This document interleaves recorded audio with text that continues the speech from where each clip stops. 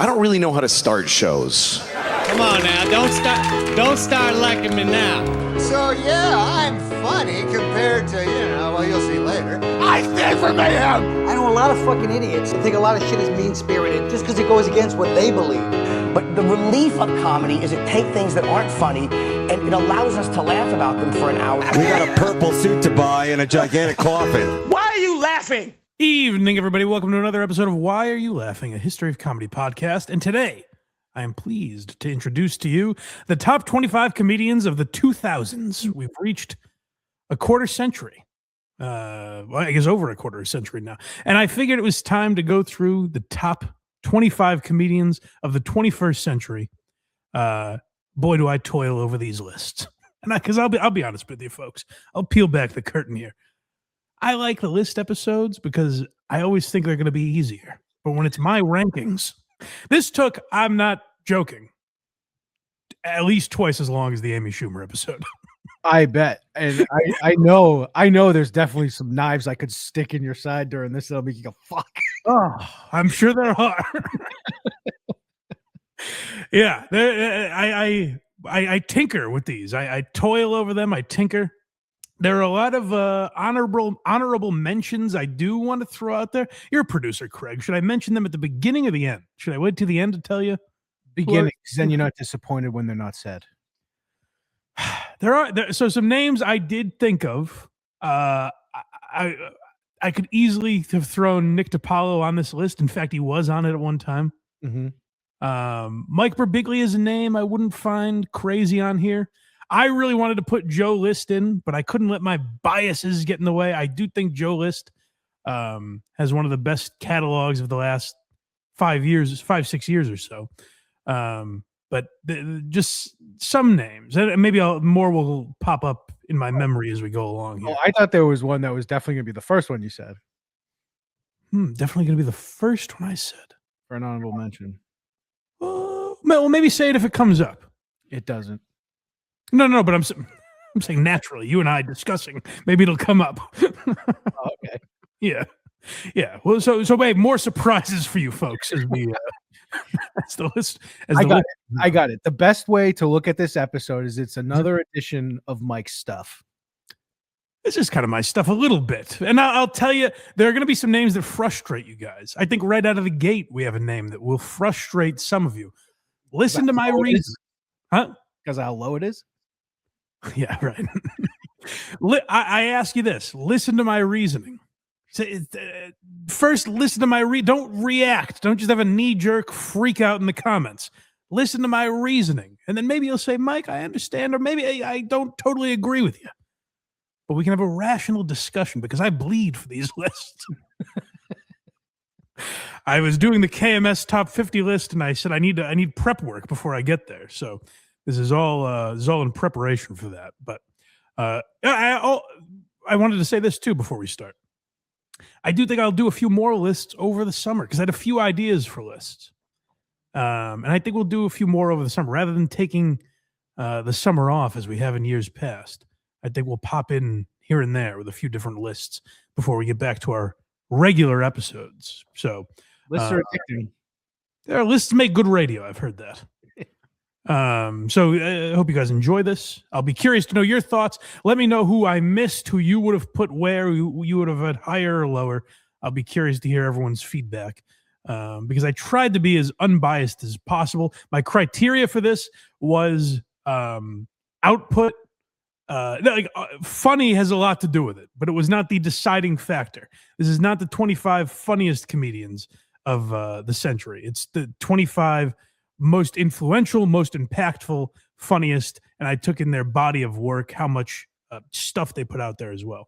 So these all factored in. It's quite a mind working here. But if you want more episodes like this, go back to the archives of Why Are You Laughing? We've done over 200 episodes now, so go check out past episodes, even all the way back to 5 years ago when we were figuring out what the podcast was.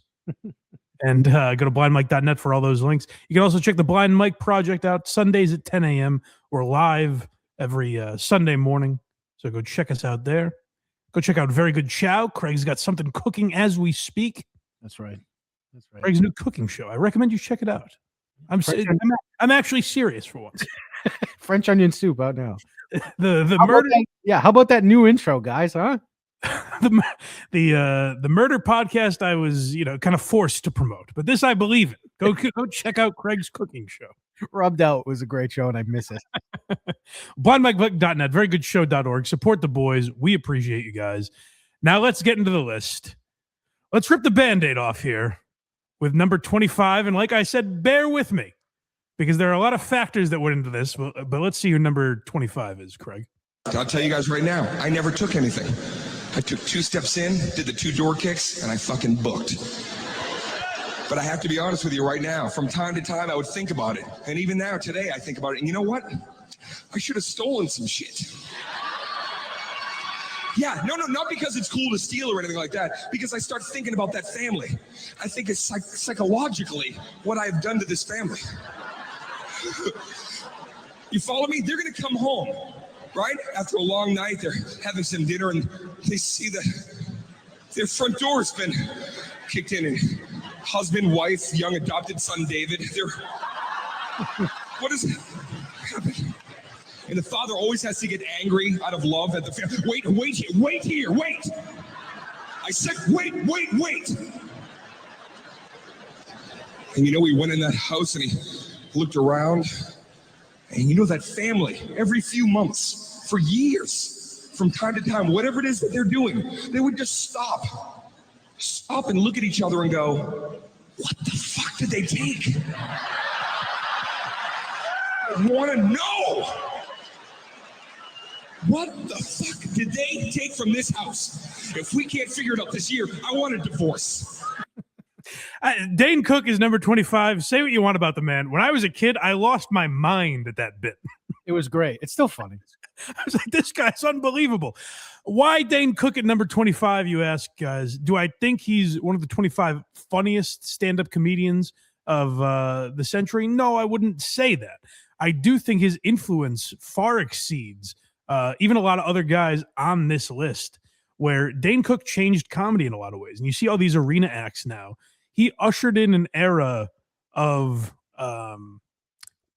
non-comedy fans, people that weren't seeking this stuff out, it wasn't this niche audience. And for better or worse, Dane Cook made comedy a mainstream art form. And now the reason you see a lot more people in arenas is because of Dane Cook. He taught people social media. And again, in some ways, these are not the best things for comedy, but he taught comedians how to promote themselves without using the industry. And that did lead to podcasting and Instagram and TikTok and all of these being outlets for people to get their stuff out there without the gatekeeping being necessary. You don't have to get on, well, now it would be Netflix, but you don't have to get on, Comedy Central. Comedy Central doesn't exist because of guys like Dane Cook. Comedy Central just died because people were able to do it on their own. They didn't need these gatekeepers. I also do think, I said I don't necessarily think he's one of the funniest. There are guys funnier, like Nick DiPaolo is a much funnier comedian than Dane Cook. Sure. I think that's objective, not subjective. But I think if you look at Dane Cook's body of work, there is like a lot of funny stuff in there. And people would give him shit for his delivery and his energy. And it's like, oh, it was all energy. He was selling everything. Well, it is a performance. A lot of you can be Todd Barry, who was another name I considered, and be very deadpan and just say your jokes and have them be funny. But like there is a performance element to it. Like look at what Chris Rock does. That's the one. I knew it, Craig. And it's funny you say that. See how it comes up naturally. The reason guys like Chris Rock were discounted are because I felt by far his best work was in the 90s. True. And so guys like that I discounted. Like, and joking aside, you can even make an argument for like Jerry Seinfeld being on this list or whatever. But like those guys, I consider Jerry and Chris Rock of the 90s. If we do a 90s list, you bet your bippy those guys will be on it. Spoiler. I will say, obviously I'm a Dane Cook defender. I don't have a problem with this spot. And maybe with some of the other names I would have swapped out. But if this was top 25 comics of the 2000 to 2010, he'd be like top 5. The last 15 years, he's been a ghost. True. And I'm not against the argument of even taking him off, but I wanted him on there because I do think his influence really did matter to comedy. And I think it is so overblown how unfunny he is. Oh yeah, he's changed. He honestly changed the game for better, like you said, for better or worse. Yeah, it's to say Dane Cook is unfunny or untalented is just untrue. The worst thing he did was make Burr Kreischer the way he is. Yeah, and there's a lot of guys that I'm trying to think of how to frame this. Like I went through this with Matt Rife, and I meant to keep this episode short, and I can tell it's not going to be. We'll get a groove. We're getting them all out of our system now. I wanted to. I went through this with Matt Rife, where like Matt Rife's popularity annoyed me, and I'm like, he's just a handsome guy. It's girls going to his show because he's handsome. We went through this in real time on the Blind Mike project. Yeah, and then eventually I was like, this is not Matt Rife's fault. No, like he's sort of fun. He's not for me at all, but like he's not an untalented guy. You know, there's an audience for what he's doing, and I'm punishing him because I think, you know, Joe List should be more famous than Matt Rife. You know, like you take your guys that you like and you think like, why isn't fucking H. Foley more famous than Matt Rife? I will say, I don't even know if that's necessarily true to me, because he, like we've talked about, he is the perfect gateway drug to comedy. Yes. Yeah, and that's what Dane Cook was as well. It's a gateway drug to comedy, where because of guys like Dane Cook, my generation found other people. You found, like, if you were searching Dane Cook on YouTube around that time, like in the early days of YouTube, you would find Opie and Anthony and you know, Tough Crowd clips and stuff like that. Like he was adjacent enough to that world to usher in a new era of fans. So all the hate is just strictly from jealousy. He's funny. Like you could say it's hack and stuff, and it's only considered hack because everyone did it after him. Orgasm's also a big influence on, like, look at what people do now with just filming all their stuff from their tour. That's what Torgasm was. Yeah, Burr Kreischer. Yeah, exactly. He's not on the list. We can nix him too, by the way. He's not on the list. It's not even honorable mention. All right, shall we move on to number 24? Yes. Okay. Bill Cosby. Now, I don't know if you get all the news here in Nashville, but I may say something that's very upsetting to many of you. It turns out that Bill Cosby is a rapist. I know. I always used to watch him on the telly as a kid, and I always used to think to myself, I bet he doesn't rape. But I've been wrong before, and I'll be wrong again, because it turns out that his favorite thing is rape. He fucking loves raping people. Now, think about your favorite thing. You might be into sports, gardening, golf. I don't know what the fuck you're into. Now, think about it. Now, replace it with rape. And that's how Bill Cosby feels all day, every day. Now, I did this routine in Australia, and they wrote a very horrible review of the show. And I hate that people forget that I'm a comedian and that I'm joking. But I have to do this little public service announcement before I do this routine. I believe in many ways rape is wrong. I believe when possible you should always avoid raping people. If you leave the show this evening and you're thinking about raping someone, Jim Jefferies says no. Believe me, the Warthog were at the taping of that special, if I'm not mistaken. Oh, really? Yes. But yeah, Jim Jefferies, number 24. This is another name I don't know that everyone would have on their lists, but I think his catalog, I think there is some stuff I don't love. And I would say some of his specials are too long, but he also has some of my favorite jokes of all time. Like, and did he get too political in his career? He kind of tried to take an angle, especially with that Comedy Central show. Tough. And I know there's a lot of stuff that's like really gross with that Comedy Central show, like interviewing that guy and just kind of sandbagging him. Yeah. Like that stuff I don't love. And because I think that's because of the gun bit. I think people started to see him as like this political fixture, and I think he leaned too hard into that when that wasn't really him. But I also think if you look at that gun bit, it's in the pantheon of like one of the greatest jokes ever. The Oscar Pistorius joke. That's another great one. That Bill Cosby one we just played. Like he has some of my favorite jokes of all time. He was also great at that. I think another factor I wanted to maintain on this list was guys that kind of paved their own lane. And Jim Jefferies was great at creating a world around his stand-up where there were characters, like you knew his mother, Gunther, you knew his son, Hank. Like he basically got a TV show from it.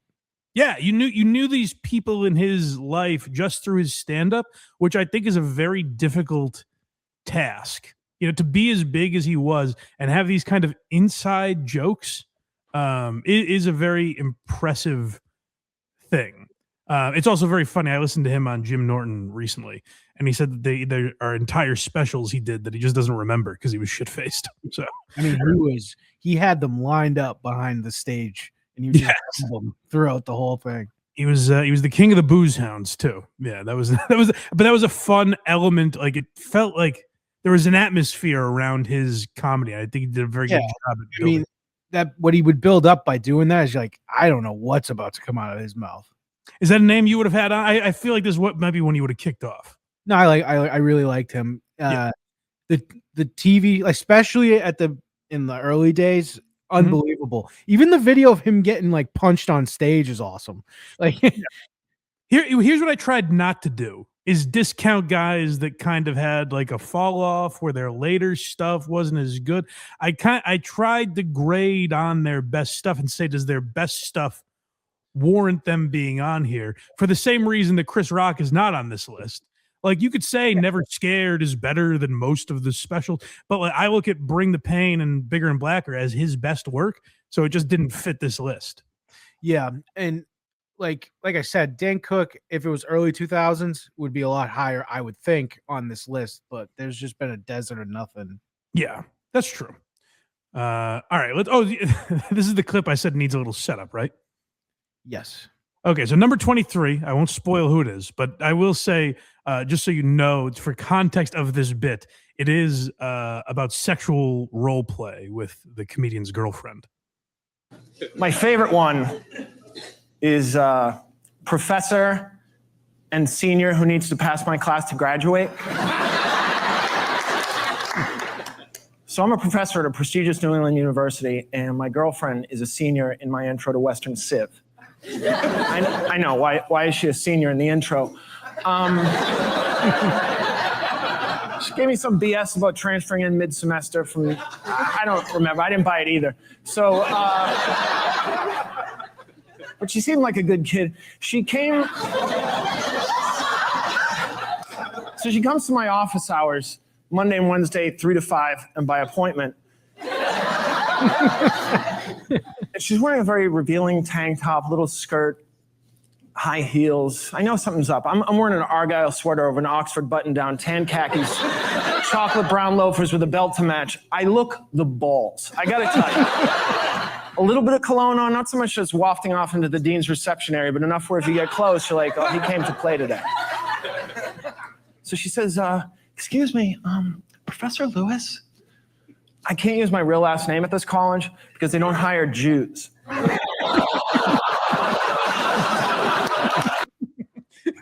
Gary Gulman, number 23, one of my absolute favorites, and I think maybe the most underrated comedian of this century. And probably if we were doing Why Are You Laughing statistics, leads the league in guys I mention all the time that not necessarily everyone knows. He's probably got the bronze medal behind Patrice and Norm. Yeah, I mention him a lot just because I love his writing style so much. Like his verbal IQ is maybe the best in comedy history. Like the way his vocabulary is off the charts, and the way he's able to weave it into bits. Like he creates these stories, whether it's like his Trader Joe's bit or he literally made up a fake documentary. I don't believe it exists, but he describes a documentary about how they reformatted the state capital the state abbreviations. Right. And it's an incredible bit. And the way he's able to we're gonna get out of here quick. the way he's able to tell a story is truly incredible.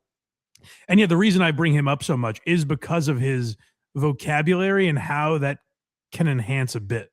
Like what we just heard, like the idea of sexual role play in different hands, that could almost be like a hack bit, you know?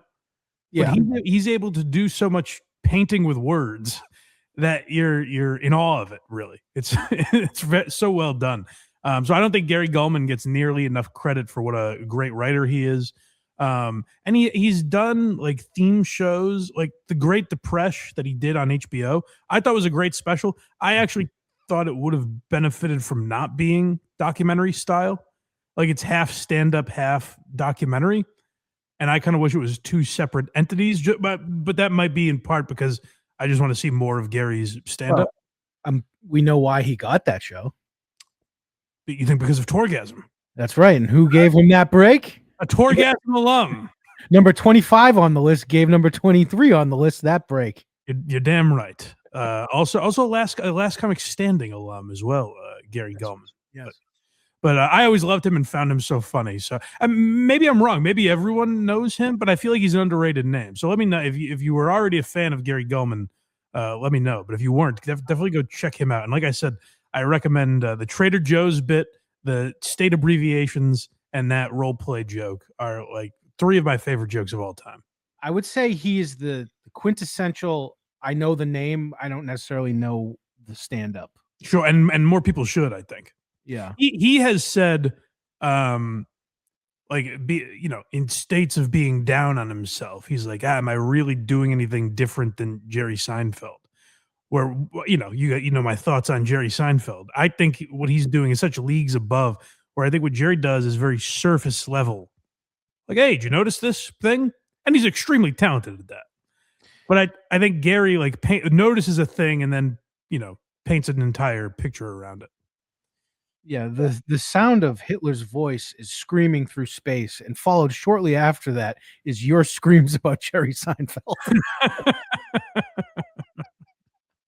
Great. Yeah, let's move on here to the biggest upset of the list, I think. Oh, you think so? Oh, yeah. All right, what's this, number 22? Yep. All right, let's hear it. I would never shoot myself. First of all, I don't own a gun. Look, I believe in the Second Amendment. If you're mentally and emotionally qualified, you should be able to have a firearm. I remove myself from that equation because I know I can't handle it. I spike too high and I dip too low, and I would misuse it, even in good times, to celebrate. Like, I know it would be a problem. They wouldn't even sell me one. I'd walk in, they'd be like, what model would you like? I'm like, I don't know. Let me see how it fits.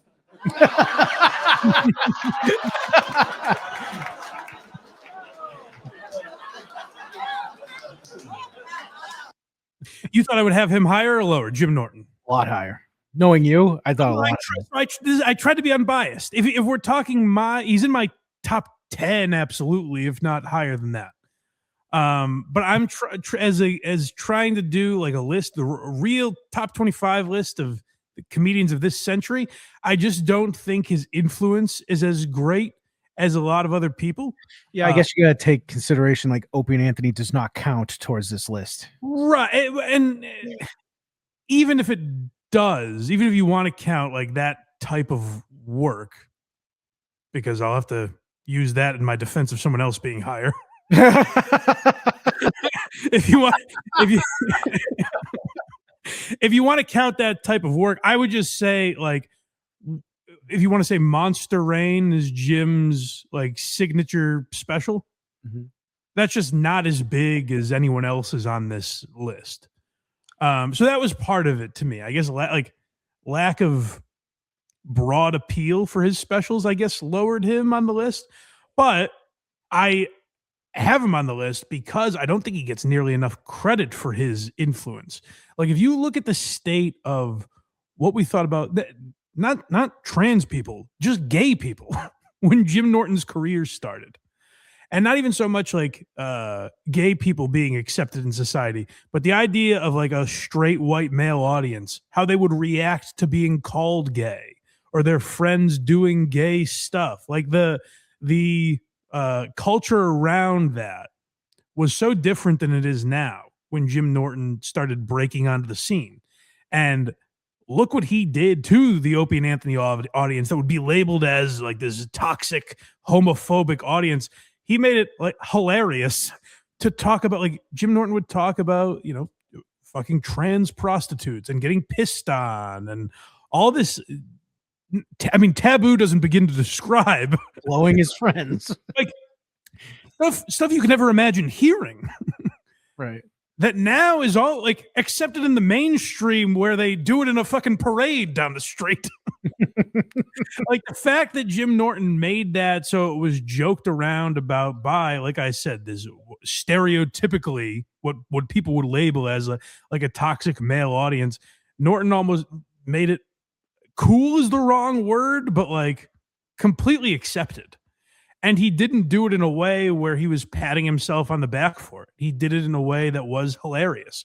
And he also is a master of as you heard in the joke we played, he's a master of self-deprecation in a way that I think is very difficult. I don't think he gets nearly enough credit for being able to humiliate himself and mock himself and make jokes about all these terrible things and be completely harsh on himself without seeming pathetic. Like there's not a line of, you know, in different hands, a lot of Jim's material could be like, oh, buddy, come on, keep your chin up, you know? But yeah, he really, like, he's a format of comedy it's unduplicatable. I guess we'll see what, I know Zach Amico just filmed a half hour. I think Zach Amico is probably the closest that exists to the next Jim Norton, but like that style doesn't really exist out there. And I loved his new special that was much more personal rather than topical. I think that's another thing that stopped Norton from being higher on the list. A lot of his material is very topical. Mm-hmm. Like even in Monster Rain, like if you go back and watch his jokes about Paris Hilton or Anna Nicole Smith, they're still funny. If you think about what they are, but is it like does a new generation give a fuck? They're like, who? You know? Right. Number 21. I'm one of those people that doesn't believe in global warming, but I'm pretty sure Noah's Ark was a true story. You know, where the guy was warning everybody about the insane change in the weather, and everyone's like, shut the fuck up, Noah. Quit hogging all the wood so you can go off and fuck those animals. Well, that's what it looks like. That's what it looks like to us, dude. Looks like you're building some kind of sex ship out there. If that's not the case, you need to come down to the pub and you need to give a speech because people are talking, dude. People are fucking talking. We don't know you. We don't know you. You're like 1,000. No one else is 1,000. Rory Scoval is a generational leader, much like I think Tosh and Anthony Jeselnik were maybe 10 or 15 years ago. I think Rory Scoval is a guy you're going to hear a lot of, like, young comedians that are maybe starting right now or about to start that are completely influenced by Rory Scoval. Like after maybe Shane Gillis, like Rory Scoval is one of the most influential voices in comedy because I think he's very different.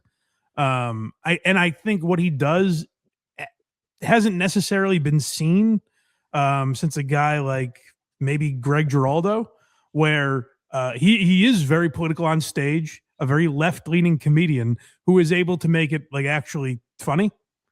Like you couldn't walk away from a lot of Rory Scoval's shows and not know exactly where he stood, but like he's making you laugh while he's doing it. It doesn't feel like a preaching element. There's self-deprecation involved, which can be rare in a lot of those type of sets now. So like I don't think he's necessarily a similar comedian to Greg Giraldo, but he reminds me a lot of him in that way.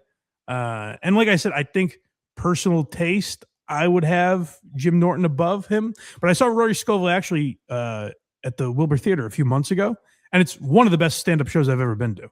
It was like he was absolutely murdering. So I like Rory Scoval a lot. It's a newer. I probably know the least of him of maybe any guy on this list, but I just felt like it was a name I started hearing a lot from younger stand-up fans and younger stand-up comedians where they were heavily influenced by Rory Scoval. So I felt like he deserved a place on this list. Number 20. All right, we're in the top 20 now, folks. Let's see. My mom could be very racist. Very racist. And I do not tolerate racism. That's ignorance, and I hate that. Like when I was a kid, like 9 years old, I'd come home after school.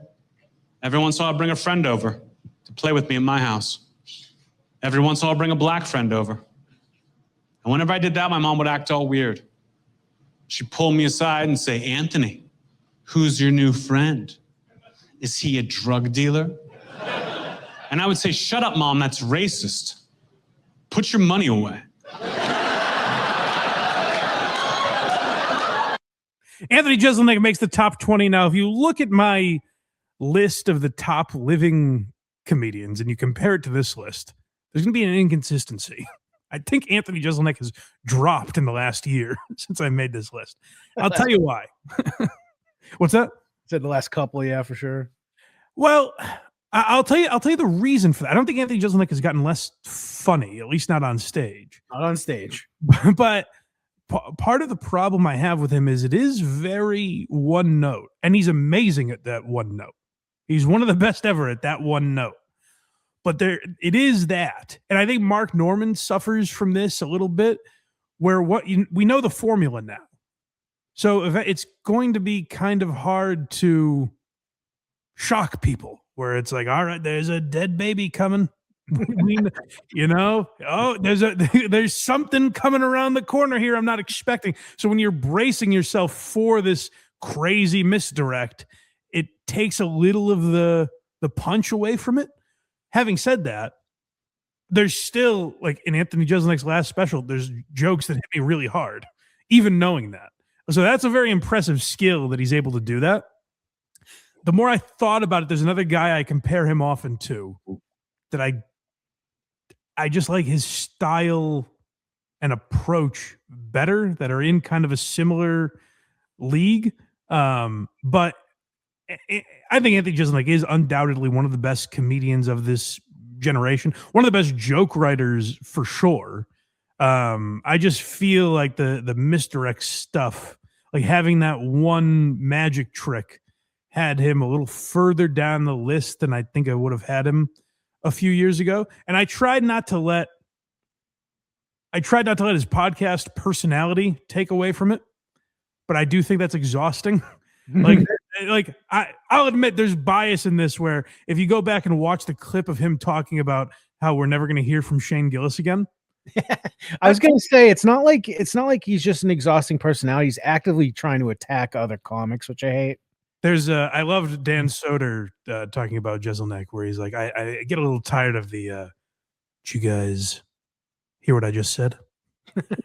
Like I'm being naughty. And there is an element of Anthony Jeselnik's attitude where he talks about how he's the best at doing outrageous or shocking material. Like he's the best at doing dark jokes, but there are no stakes with what he's doing. Right. Like in that joke, his mom's not a racist.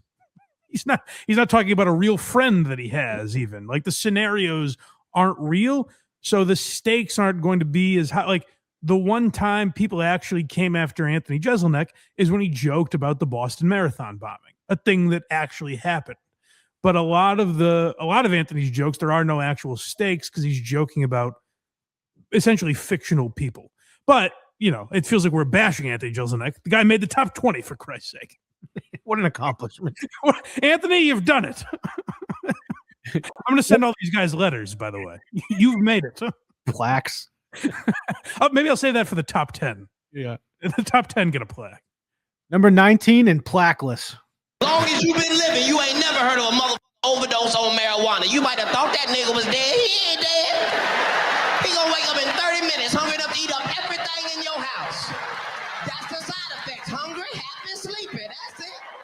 Well, why the f is it illegal? I don't know. Aspirin is perfectly legal, but if you take 13 of them motherfuckers, it'll be your last headache. such a brilliant joke. So really cool. is. So that, maybe our shortest clip, like so brilliant. God, he's the best. Katt Williams, just a pick for pure funny, honestly. He's just such a magnetic, hilarious guy. But I do think also, like, to talk about his influence, the fact that he was able to cross over, like if you go watch his last Netflix special, there's Def Jam elements to it where there's like musical cues and shit like that. But he was able to cross over. Like when I was in high school, that special, was it the Pimp Chronicles? I'm trying to think of which one where he's talking about the Rick Ross song. Like Yes, it was that special that just played. That was maybe the biggest special that came out while I was in high school. But that bit with the Rick Ross song was so fucking funny. And it didn't end. That was, if you went white kids around America, like it was not just black culture. No. Like white kids would be going through the grocery store doing that. Like that was such a crossover thing. Whereas I think a lot of other guys that came out of like that Def Jam type of scene weren't really able to pull that off. And like Katt is just so, he's just so fucking funny, man. Like I don't know what else to say. There's a lot of guys on this list where I'm like, well, you have to understand their influence has them higher on this list. Katt is just purely funny, which has him here. And like just his body of work is incredible. The amount of specials he's put out. That gets understood, that you don't really hear enough about. And when he kind of talks about his own status, like how he should be bigger and stuff, when you look at the amount of shit he's put out, it really is incredible that he doesn't get more due as like one of the greatest of a generation. I'm an arena act. He certainly is. This next one I'm kind of surprised by too. Oh, okay. Let's hear it. I don't know if you know this. Like, being racist isn't like a yes or no thing. You know what I mean? It's not like you have it or you don't have it. Like, being racist is more, it's like being hungry. You know? It's like, yeah, you're not right now. You know? It's like, yeah, you're not hungry right now, but a cheeseburger could cut you off on the highway. And you get hungry. We're hungry all day. The cheeseburger is Jewish in that joke. No, okay. Cheeseburger is whatever type of cheeseburger you thought it was in your racist heart. Shane Gillis, number 18. You were surprised. You thought I'd have him higher. I thought like he'd be around like 12, and he's like one special away from being at the top. I see. We see it the same way. I just have him a little low, but it is. I think he's one or two specials away from that. I think Live in Austin is the best special that's come out in the last 12 years, probably. Yeah. For sure. And I think Beautiful Dogs was also very good. But I just don't have him there yet. Like but the reason he's on the list, and I thought about like, is it too early to even put Shane on the list? Because he just feels so new. But then I was like, when I look at what he did after getting canceled, where it would have been so easy for him to just do, all right, I'm launching a right-wing podcast tomorrow, and we're talking about how cancel culture is run amok. Like, that would have been easy for him to do. Yeah. And he did not do that. He kept his head down. He kept doing exactly what he was doing. He made a sketch show that showed SNL exactly what they were missing out on. I think his impression of Trump, I always say this, is the blueprint that no one took for some reason. Mm-hmm. Where it's like, this is how you make fun of Trump. And you allow the people that love Trump can look at it and be like, that's why he's our guy. And the people that hate Trump can look at it and be like, yeah, Shane's right. He is a fucking idiot. They can see whatever they want in that impression. And no one else did that. Like, they just completely dropped the ball for 10 years by scream, this guy's evil. He's a Nazi. It's like, no, just make fun of him, mock him. You know, and I think Shane was perfect at that, and he also did pave the way for getting out of that gross era where it was like, someone said something we don't like, let's ruin them. He might have ended cancel culture. He did. It'll come back. People are like, oh, you think it's done? You're a fucking idiot. It'll come back. Something else will happen, and it might be a totally new thing that we're not expecting that people are. That's what it'll be. It won't be. It won't be like before. It'll be something else. Because even if you look at COVID, everyone's staying home or whatever. This new whatever one's going around now, everyone's like, shut the fuck up. There will be a new strain of cancel culture eventually. but you're right. Shane did end that where the industry had to say, like, literally SNL. So this gets underrated, and people think I make too much of this, I'm sure. When Shane hosted SNL, that was such a win for comedy. Oh yeah. Like, I don't know that there's ever been. The fact that the industry tried to say this guy's gross.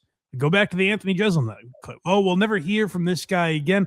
They tried to shun him, make him out to be something he wasn't, and they thought they could just chew him up and spit him out, and you'd never hear from him again. Fast forward, he's hosting the biggest comedy spectacle ever. He forced the industry to be like, we need this guy. Mm-hmm. And that's really incredible. And you're right. That alone probably should have had him higher on the list.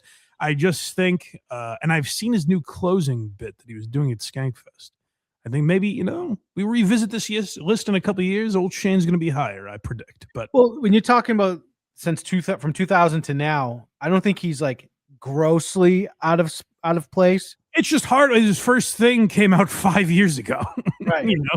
So it's just hard to have him higher on the list. But number 17. Let's hear it. Don't you love it when people in school are like, I'm a bad test taker? You mean you're stupid? Oh, you struggle with that part where we find out what you know? I can totally relate. See, because I'm a brilliant painter, minus my god-awful brushstrokes. Oh, how the masterpiece is crystal up here, but once paint hits canvas, I develop Parkinson's. I apologize if there's a Parkinson's painter here this evening. I assume your best work is in the AM. Probably gets a bit abstract by noon. Daniel Tosh is the name I was referring to that kind of does that Jeselnik attitude. I think better than Jeselnik. I should have had him on the list when we did the top living comedians, and I'm making up for it now, Daniel. This is your apology letter. But it is incredibly difficult to be like the asshole on stage that is going to come out and be like, I'm better than all of you. That is not an easy position to put yourself in, and Daniel Tosh is one of the best ever at it. He goes into hiding, which that probably has him lower on the list, that he just kind of disappears. He does have a podcast now. But he was very hard to find for a long time outside of Tosh 0.0. Does he do stand-up anymore? I don't know that he tours, because that's a name I look for. I've never seen Daniel Tosh live or anything. It is a name I look for, and I remember years ago I would look and it would be like there are 2 dates in Vegas and then nothing else. Oh, it sucks. Yeah, so I don't even know if he's around, but that kind of adds to the mystique, It does. In an era of social media where everyone is needy, for the same reason Dane Cook is on the list. I'm sorry, for the opposite reason of Dane Cook being on the list. Like, I had Dane Cook on the influence for his influence in social media. I appreciate that Daniel was able to stay out of it. And I think that adds to his character. And when you look at a guy like Jeselnik, who I think kind of ruined some of the mystique around him when he started going on podcasts and giving his opinions on everything, it ruined that character. Whereas Daniel hasn't really done that. Even his podcast now, it's like he'll interview his wife or his cleaning lady or just, people in his life. And he's been able to keep that sort of image. Also, what Tosh 0.0 did, and I understand Tosh 0.0 is essentially America's Funniest Home Videos or Talk Soup. Like, the format is the same. Holy shit! What? In 10 days, he is at the MGM Music Hall at Fenway. We're going.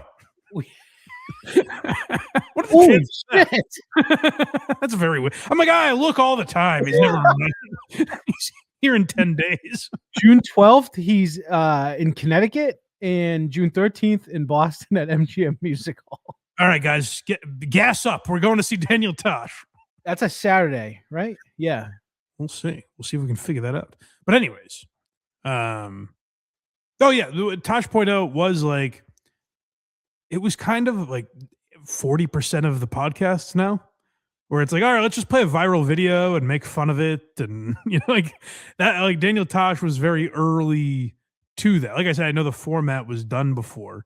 But Daniel Tosh did usher in kind of an era of comedy, and he is also a name. Tosh and Jeselnik are two names that, like, if you got into comedy, if you were, high school, college age in the 2010s, those were two of your big influences, Daniel Tosh and Anthony Jeselnik. So yeah, I wish Tosh did more specials, but maybe we'll see his new material on June 12th.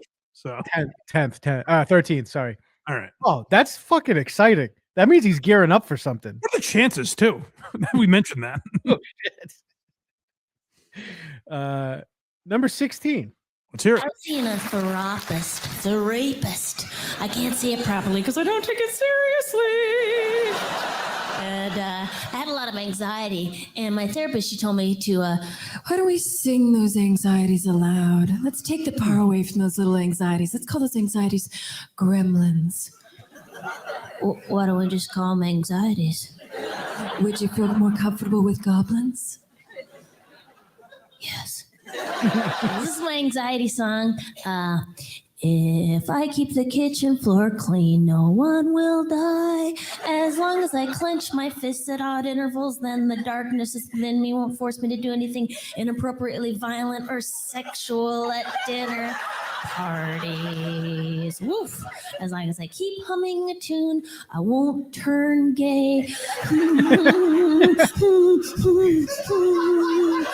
I can't get you if you're singing a song. Yeah. Maria Bamford, number 16. I'm going to guess you would have not had her on the list, Craig?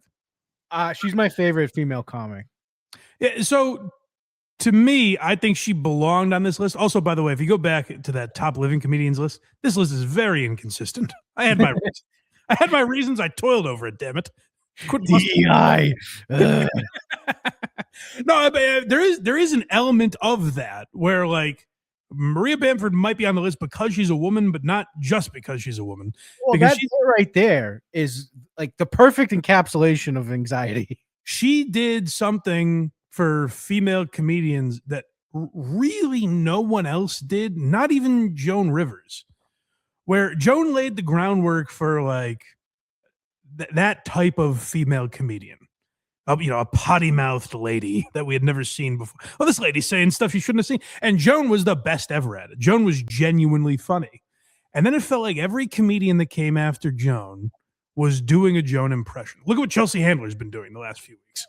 Like it was an attempt to be Joan Rivers, and a bad one. But Maria Bamford was like, "Oh no, I'm not gonna get up and like talk about my pussy. I'm going to talk about how fucking nuts I am." Like, she would talk about being genuinely crazy in this really interesting way. She is an actual alt comic, like alt comedian. Like Rory Scoval's been labeled an alt comic. He's just a stand-up to me. Maria Bamford is an alt comedian where she does something totally different than anyone else. Even the way she films her specials, where she filmed a special in front of her parents and no one else. It's just them in their living room. Just a complete weirdo, and something I loved. And I remember Eliza Schlesinger said something like 10 years ago, where she was like, women in comedy are very one note. Like no other female comedians have a World War II joke. And she got a lot of shit for that. And the reason she got a lot of shit for that, I think, was mostly because she was the wrong one to be saying that. Because then you look at Eliza Schlesinger's special and it's like her covering her nipples. It's like, oh, okay. But I do think there's truth in what she was saying. Like, it feels like at least the female comedians that are lifted up by the industry are very one note. And I think like someone like Jordan Jensen is different than that. And that's why I appreciate her. And I think Maria Bamford is totally different than that. Like you said, she's your favorite female comedian. I think that's because she's not a female comedian. She's just a comedian, Yes, exactly. It doesn't feel like you're much like clean comedians, the best clean comedians that I think we're getting to soon. The best clean comedians you don't think of them as clean comedians. You're just like, these are my favorite comedians. Oh, and they don't swear, by the way. And I think that's Maria Bamford for women. And that's why I feel like she made this list. Another name, maybe two names I thought of throwing out there as candidates for this list, kind of in the Maria Bamford world that I think other people might have up here. Patton Oswalt, David Cross, Zach Galifianakis. Live at the Purple Onion is so fucking funny. I think those are three names a lot of people might have. I just didn't think I didn't think their full run was as influential as someone like even Maria Bamford, you know? So right. Number 15. My dad is an entertainer as well. He's a magician. He's also started as a clown too. Like, I don't want to come off like I come from some rich magic family. You know, I'm better than you guys. He paid his dues, his clown dues. And he went through the system. That's just, it goes, there's two steps. It goes clown, magician. And that's it. You can also just go straight to magician, but it depends if you want to be respected or not. And so I'll tell people too, I'm like, oh, my dad was a clown. They're like, oh, I hate clowns. And it's like, hey, remember that time I just said my dad was a clown? Nate Bargatze is on the Big Dumb Eyes tour, which is running for about a year and a half, maybe close to 2 years. And he just sold his 2 millionth ticket in that time. Crazy. It's incredible the amount of ticket sales that Nate Bargatze has. And I think one of the best comedians of this century, undoubtedly. He already has, by the way, it feels like he's like newly famous, but he has, 15 years worth of material like that. Full-Time Magic, I think, came out in like 2013 or something, if I'm not mistaken. Like it's over a decade ago. So I think I'm right about that it was like 10, 12 years ago. So like Nate's stuff has been around for a long time, and he's one of these guys that I was just mentioning where now he's labeled as a clean comedian, but it took you a minute to realize that. You're like, oh shit, yeah, I guess he's not cursing. Well, you know what it is? He like busts balls. Yes. So that kind of like masks it. Yeah, and he speaks very naturally. It's hard to think of like another Nate Bargatze. Like Nate was clearly influenced by Seinfeld, Jim Gaffigan, Brian Regan. Like there's a lot of influences that you can see in Nate Bargatze. Yeah, I will say though, the one thing that differentiates him more than I think anybody is stage presence. Listen to him on a podcast. It's the exact same. It's exactly what I was going to say. There's no one else that talks the way he talks. And it feels like, and obviously it's not true, he puts a lot of work into his material and everything. It feels like he just walked up on stage and was like, oh, hey, y'all, you want to hear about my wife? Like, that's exactly perfect impression, honestly. Like, it just seems like he kind of stumbled up there and is just being hilarious, which is incredibly impressive. I've not seen his movie yet. I don't know. The weird thing about what makes him so natural, I think, makes him awkward in like scripted things. So I'll be curious to see his movie, but I hope it's good because I like what Nate is trying to do by, I do think there is something to say. We're all on the internet now and we're all like, oh, you can say whatever you want, which is a great thing. But Nate's like, yeah, but you don't have to. You don't have to say fucking everything, which I do appreciate to a degree. So I hope Nate's pivot into movies and I don't know, I guess theme parks, whatever else he's doing. I hope that's all successful. But it seems like it doesn't matter because the guy is selling out arena. Like he comes to Boston and does 3 arena shows, and one of them at like 4 p.m. It's crazy. Number 14. I like an escalator, man, because an escalator can never break. It can only become stairs. All right. There would never be an escalator temporarily out of order sign. Only an escalator temporarily stairs. Sorry for the convenience. That's one of my favorite lines ever. Mitch Hedberg, I struggled with this one a little bit because his Comedy Central Presents did come out in 1999. But I looked at it this way. I think Mitch Hedberg is one of the most beloved and influential comedians of all time, and you couldn't have him on a list of the 90s, you know? Right. So that's to me why he fits in this, like basically the entirety of his work. Hey, if you look at the Oscars, something comes out in 99, it's an award for 2000. Ah, yes. That's right, Mitch. You made it. We've honored you for the 2000s. But no, like that, and you know, I'm kidding a little bit, but that Comedy Central Presents did rerun all the time, well into the 2000s. More than anything. Dane Cook, who we mentioned. Yep. Jim Gaffigan, who we'll see. We'll see if we get there. But like that first run of you know what? I always mention those Comedy Central Presents and Dane Cook, Mitch Hedberg. The one I always forget to mention is Nick Swartzen, who was great at that. And that's another thing that got me into comedy because he was so young. Yeah. And I was seriously, Who Farted was fucking hilarious. Yeah. But yeah, Mitch Hedberg, I thought belonged on this list. I will say dying might have helped him in the sense that Mitch Hedberg could have been a guy if, you know, he was alive now, where like what I said about Anthony Jeselnik, where it's like, we get the thing. We know what you're doing. You know, maybe it would have felt one note.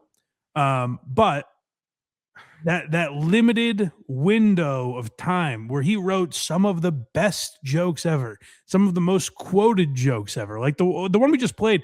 And Craig's right. Like, just one of the best jokes ever written, and also a master of delivery, where he could write he could write kind of a corny joke that he could really enhance. And this is why I think people are a little phony with Dane Cook, where they're like, "Oh, Dane Cook, it was all delivery." Well, what do you think Mitch Hedberg was? You know, See, you're coming around. And let's raise Dane Cook a couple of notches. No, but Mitch Hedberg, there was like a lot to he was putting on a show. Like his delivery was infectious, and I think that's a thing. A lot of comedians, it's a fine line because either comedians I think forget that and they're like, it's all about the jokes, man. I'm not going to go up there and sell it. And it's like, well, it is a performance. The difference between Hedberg and Jeselnik though is like when Hedberg would start talking, I never knew where he was going. Yeah. Jeselnik, you kind of have the idea. Well, you have the idea of, it's going to be dark. Yeah. And he's great at, I knew it was going to be dark, but I didn't know it was going to go there. And that's good. But yeah, you're right. Mitch, you never knew exactly which direction it was going to go in. So Keegan Carmichael, number 14 on the list. Congratulations. Number 13. Would have been weird to go to high school with the Pope. You know, somebody did. Somebody sat at home watching TV in Poland. They see the Pope on TV. They're like, wait a minute. That guy was kind of a dick. Now he's Pope. I got a swirly from the Pope. It would be great if you had a kid that ended up being Pope. That'd be the ultimate bragging rights. Oh, your son's a doctor? Yeah, ours is Pope.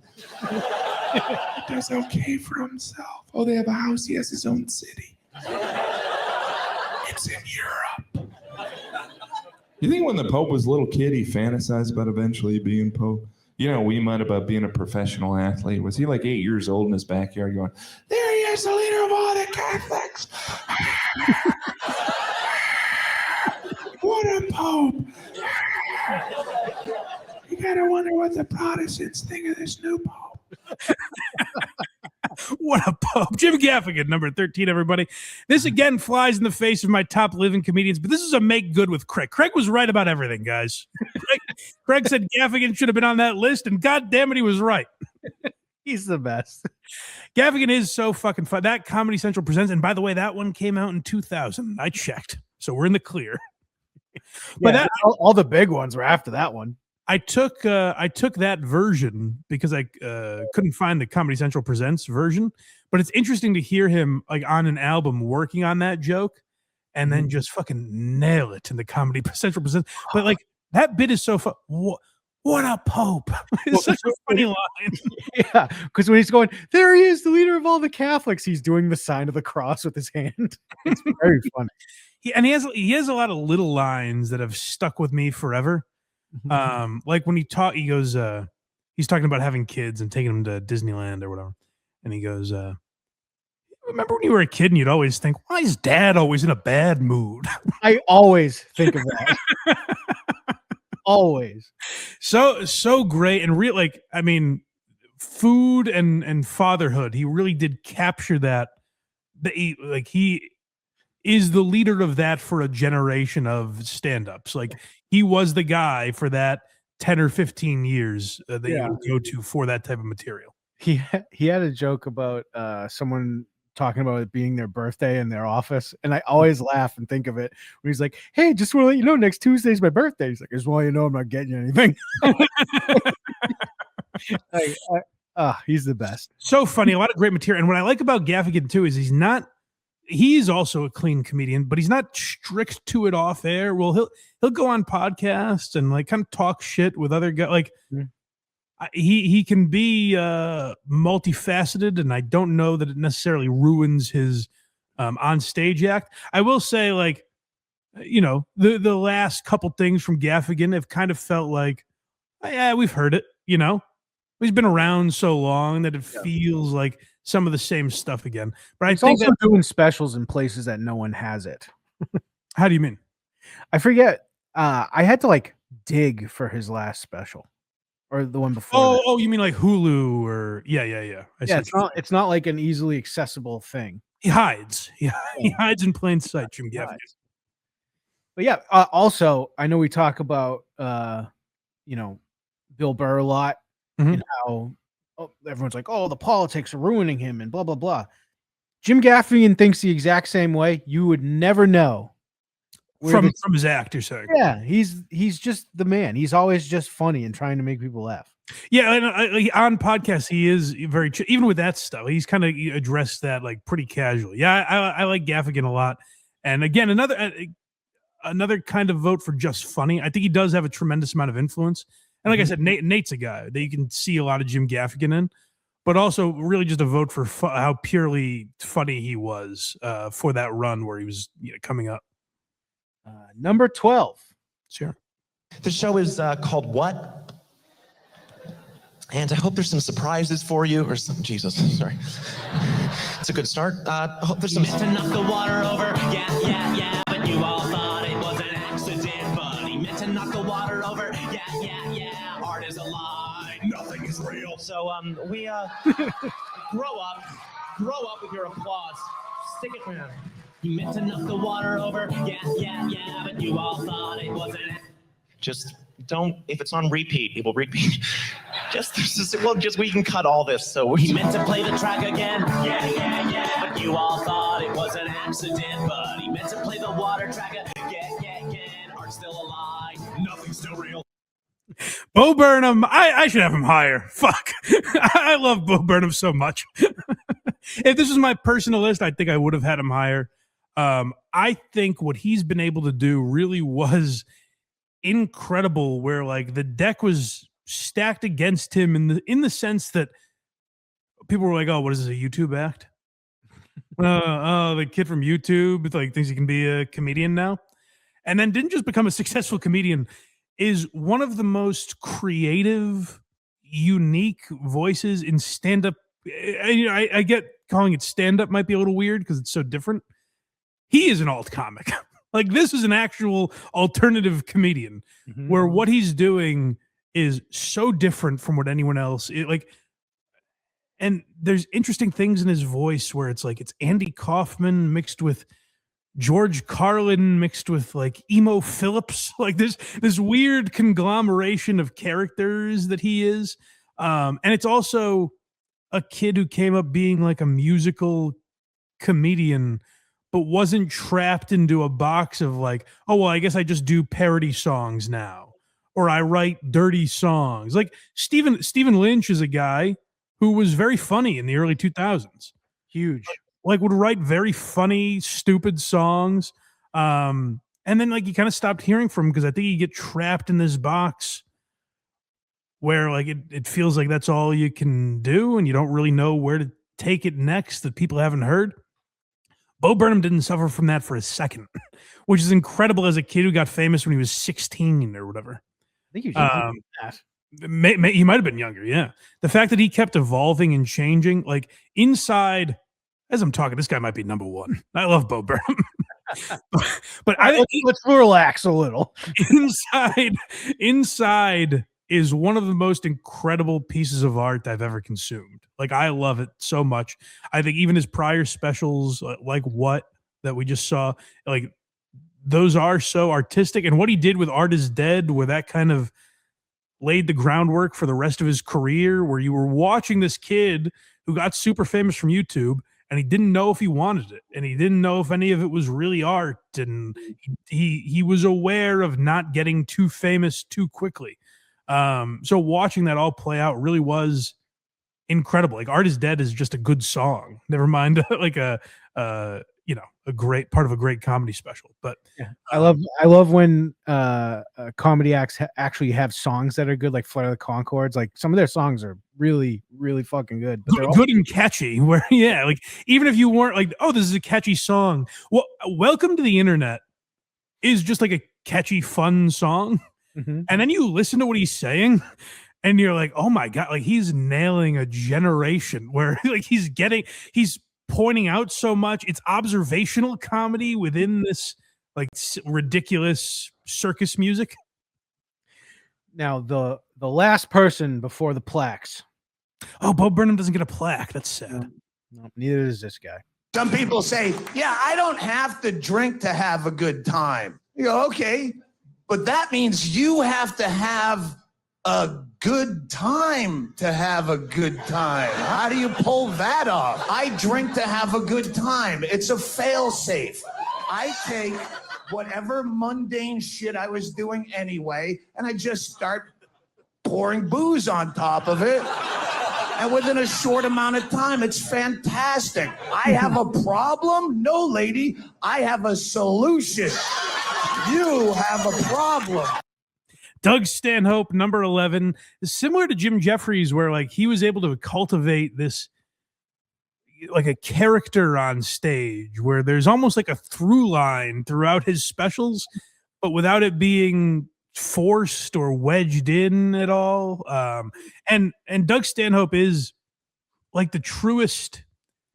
I'm sure there's a term for this that I'm just not aware of, but like you're following a personality. And you almost want, even though he's a complete degenerate, like you want to become that personality. He romanticizes. We did a few months ago, we did something to take the edge off, his special. And it's like this guy doing like filthy, angry jokes, but like there's a romance to it. And he's got Henry Phillips strumming his guitar in the background. And like he creates an atmosphere with his comedy while he's yelling about Christianity and these topics. Like he to me took what Bill Hicks left, and I think was able to do it funnier than Hicks ever was. Mm-hmm. A lot of that's not fair when you're like, oh, this guy was funnier than this guy from a previous generation, because Bill Hicks laid the groundwork, and also I'm watching it 10 15 years later, where like maybe some of the topical stuff doesn't hold up. So it's hard to say whether or not that he, but like for my personal taste, like Stanhope is funnier than Hicks, but was able to do a lot of that social commentary. And his output is underrated as well, kind of like Katt Williams. If you look at how many good specials Doug has put out since 2000, it's a long fucking list. Number 10. I can't wait to watch Craig and I getting dragged off of properties as we deliver these plaques. But who's number 10, Craig? Well, we don't have to worry about this property. Sports. I think sports are way too important to people in America. Holy shit. It's like the new opiate of the masses. It just keeps people from realizing how fucked they actually are, Let's face it. If you couldn't get drunk and paint yourself orange and brown every Sunday, you might realize, shit, I live in Cleveland. How the fuck did this happen? How did I end up in this frozen shithole? I mean, it's a nice place. I forgot that people from Cleveland will actually watch this. But I mean, it's cold and gray. You look around at your family and your your shitty little house that you can't afford the payments on anymore, and then your big bloated mess of a wife would waddle towards you with her front butt spilling out over her acid wash jeans, and you think, shit, I'm gonna go shoot myself, my pregnant 12-year-old daughter, right in the mullet with a nail gun. But because you got the big game to look forward to. Greg Giraldo, top 10. I struggled with this one just because his body of work is somewhat limited. Yeah, if you're not aware, I've got sad news for you. I think the property's not going to be an issue with the yeah. So, but I do think like what kind of made up for, he had like midlife. He had a couple specials and a couple albums, so like there is plenty there, and like Comedy Central half hours and stuff. But like I do think the roast also enhance. Oh yeah, he is maybe the best roaster of all time. And I've Him always dying was the best thing that ever happened to Jeff Ross. I know Jeff Ross. It was like, oh, but man, Jeff Ross is the best on all these roasts. It's like we forgot Giraldo was alive. And Jeff Ross is very funny on those, by the way. Yeah, but Giraldo is incredible at roasting, but also much like Stanhope is good at this too. But I think Giraldo was the best at it, where he could go on a rant, kind of like we just heard, where it starts as like social commentary and it devolves into this like long self-deprecating bit about just being, suicidal. And it ends like 5 minutes after where it started. Mm-hmm. And you're like, holy shit, how did he do that? I still think one of the funniest things he ever said is just like a little throwaway line, but I always think of it kind of like the Gaffigan stuff. If you see like an overly gay person, you're like, well, that's got to be a choice, right?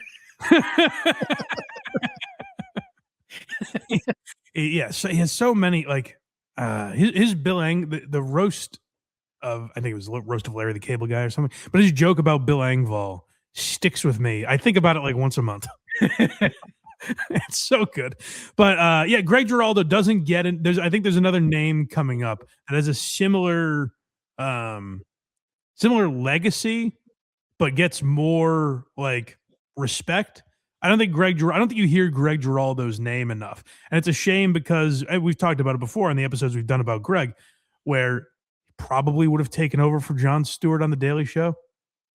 Could have, for sure. But he might be too centrist / leaning a little right. Maybe, but maybe not when that happened, when it was the switch to Trevor Noah. Like maybe that would have made sense at that time. Because he was a liberal, but he would bash them pretty hard. He's the best at that. And that's why I think Rory Scoval is a guy kind of walking in those same shoes, where I think Rory Scoval's great at that. But Greg was like as liberal. Like he was very liberal. Mm-hmm. Like extremely liberal. But it wasn't like his identity. It didn't beat you over the head with it. It's what he believed, but it wasn't what he was about. Right. And he could make fun of that. And also something that's so important that I think Scoval does as well, where Greg Giraldo could make himself the bit and could make fun, like bash Republicans by making fun of him. You know what I mean? So it almost didn't even feel like he was doing this preachy thing, because he wasn't. So the guys that are able to do that, they clearly lean one way without preaching. I'm very impressed by it. It's a skill that not a lot of people possess, and Greg is one of the best ever at it. Number 9. I do a lot of stuff to protect myself, man. I keep my receipts. I collect receipts because that's a trail of where you've been, man. Everywhere I go, I get a receipt. I don't care, and I never go more than a half hour without buying something, because you can kill somebody in a half hour, and then you need an alibi. So every 15 minutes I buy something. Stick of gum. Can I get my receipt for that, please? We don't have receipts for gum, my friend. Well, you're going to have to... we don't have receipts. Well, look, you have to write me one or something. I got to have the receipts. We don't have receipts. And then, if it's like that, I'll end up arguing with him just to, so he remembers me. You know what I mean? Give me my damn receipt, pussy. Whoa, what? You heard me, punk. Let's see you. Kiss my ass. Yeah, kiss my ass, too. What time is it? 5:15. You were in here messing with me at 5:15. You wasn't out killing someone because you really with me. That's why I don't litter. I don't throw garbage in the street. Not because I care about the earth, but I'm afraid I'm going to be walking through the park drinking a soda. When I'm done, I just throw it on my shoulder, fly over a bush, and land on some dead white woman's head with my fingerprints on the can. Now I'm the Pepsi Cola rapist because I'm lazy. Patrice O'Neal, number 8. I mean, so there is. Sorry? 9. Number 9, whatever. He should be 8. The show's named after him. No big deal. I'm raising everyone as I go. Well, I think what has him lower than maybe he should be is like the amount of output. I think Elephant in the Room is one of the best specials of the 21st century. And Mr. P is great. His HBO half hour is very funny, but like there's not as much material as other guys we're going to see. Like the next name on the list, I think some people will argue like, oh, but Patrice is funnier or whatever. But I just think like that's what has him a little lower on the list. But what raises him up on the list than some other guys that might have more material is there is not another find me. And there's only one other name on this list that I think fits that entirely. Find me another Patrice O'Neal. Find me another comedian working today where you're like, this guy's kind of ripping off Patrice's act, Mm-hmm. Like it's not really possible to be Patrice. It was a solely unique personality. And I think what he left behind, it's become almost lame now, like where people will comment on all of Patrice's old friends' video. Oh, imagine if Patrice was still alive. Like now it's become kind of hack and cliche. Yeah. But there is truth in that, where it's like that voice is so missed for the last decade in particular, where it's like, what would he be saying about all this shit? Not just politically, but like in comedy. What would he be saying about fucking Instagram and podcast and everyone, and me included, everyone always says, oh, Patrice would have a great podcast. Maybe he'd be disgusted by it. Like I'd be curious to hear that voice. And that's really rare. Like with Mitch Hedberg, you're like, I bet he would have written a bunch of great more. I can't talk. He would have written a bunch of more great jokes is what I meant to say. But you're not like, oh, what would he say about this? Like Patrice's voice is missed in a way. And Giraldo's like that a little bit as well. Where like, what would these guys be thinking about this? And I think that is greatly missed in comedy. And like I said, Elephant in the Room is just one of the best specials to come out in this century easily. Number 8. Let's hear. I actually just quit drinking a couple months ago because, I'm not exactly slap happy about it myself. Boo me. But I had a problem because I was blacking out all the time. And I went and I talked to my doctor, and he said, it's not that you drink too much. It's just that after a couple major blackouts, you black out easier and easier after that. So I would just have like a couple drinks, and my brain would be like, okay, I see where this is headed. We're just going to power down now and get restarted sometime tomorrow morning. John Mulaney, number 8. He has a very unique run, and we've talked about it before with some other names, where it's very hard to put out 3, 4, 5 specials in a row of amazing material. And I think that's what John Mulaney has done. If you count, I think the top part, an album that we've reviewed on this podcast, is very good. But if you just go from New in Town, The Comeback Kid, Kid Gorgeous, Baby J, and I think I might be missing one in that run. I could be wrong. But at least those 4 are incredible specials. And I think John Mulaney is the best on this list. If a name comes up that's better, I'll let you know. But I think John Mulaney might be the best on this list at painting a picture in your head of what's happening. I think it's almost the reason his sitcom didn't work, because the pilot was basically like John redoing his act. Like it was things from John's act. And you're kind of watching it like, oh no, you did this better on stage where I could see it in my head what was happening. The sitcom doesn't even do it justice. Right. So Mulaney's incredible at that. And also, like, there is a darkness to him. When everyone was like, oh my God, I can't believe John Mulaney was on drugs. I get that. I was kind of like that too. I was like, he was doing coke this whole time? That's pretty crazy. But then you realize, like, oh, there's a real darkness in all of this material, filtered through this boyish hello kind of voice. like his sort of whimsical nature, and he's wearing a suit, and that is all delivering this like really dark personality lying underneath. And he doesn't hide it as much as people think. Like when you go back and watch those old specials, he's got a story where like he's lying to a doctor for drugs, and we're like, this guy was an addict. So yeah, I think Mulaney's incredible, and like I said, the reason I had him in front of Patrice is I think it's so hard to do what he did with that run of back to back specials that were phenomenal. And he's another guy, by the way, that it rarely ever gets political, but he's a guy who's like clearly super liberal. He doesn't get political on stage, but off he is. Well, yeah, like extremely liberal, but even on stage, like he has a joke about Trump.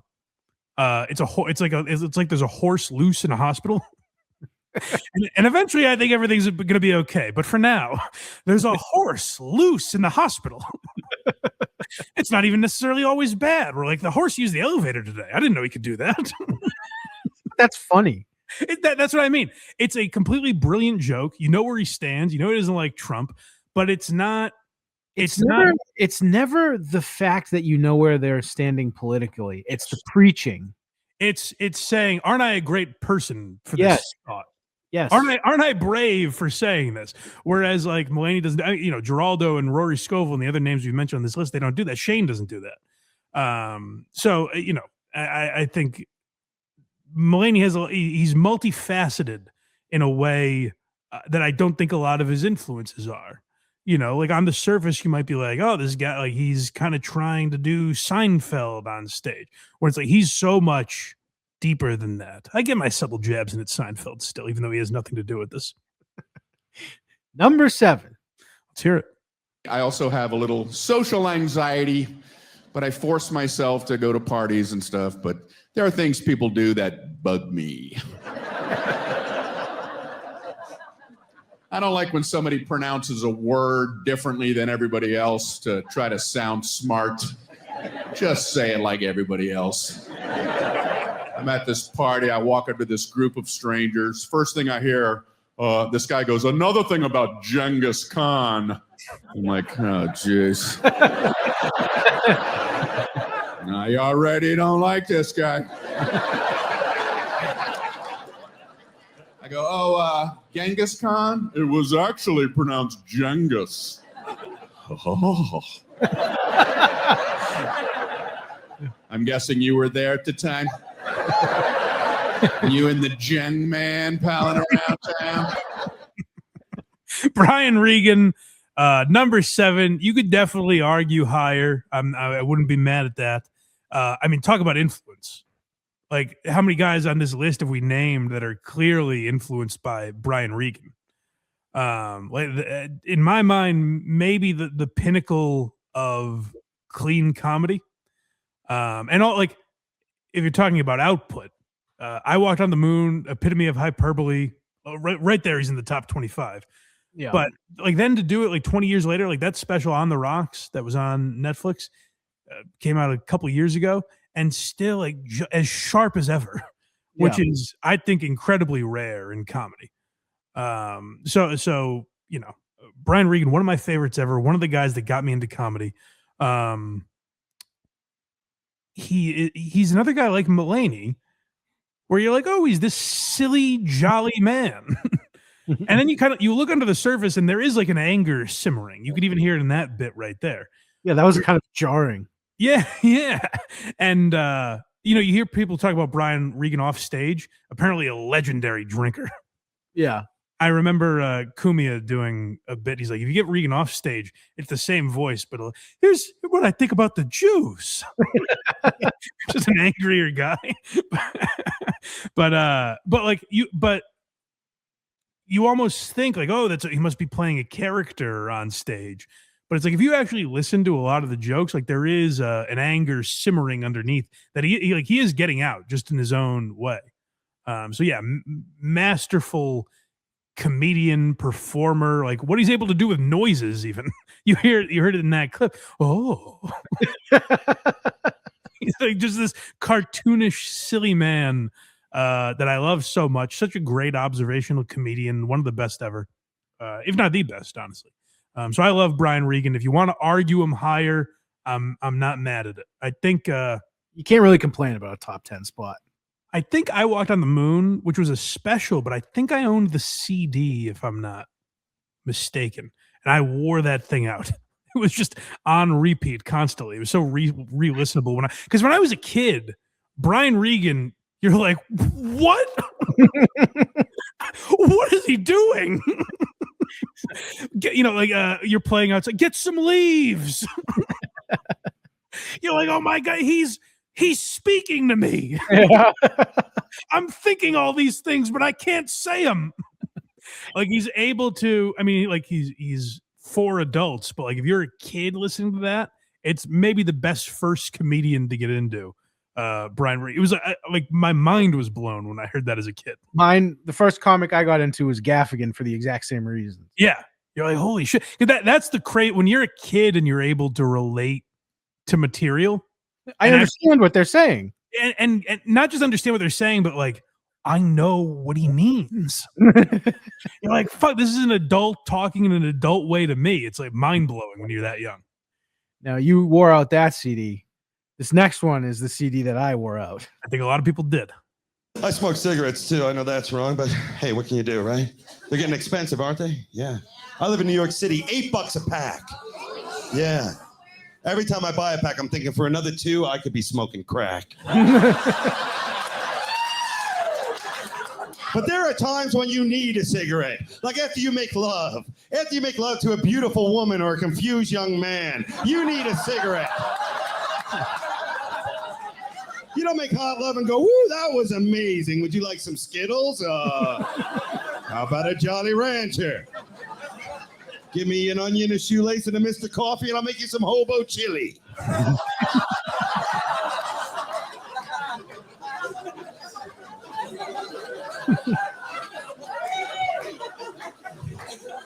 Don't get me wrong, I like to cuddle.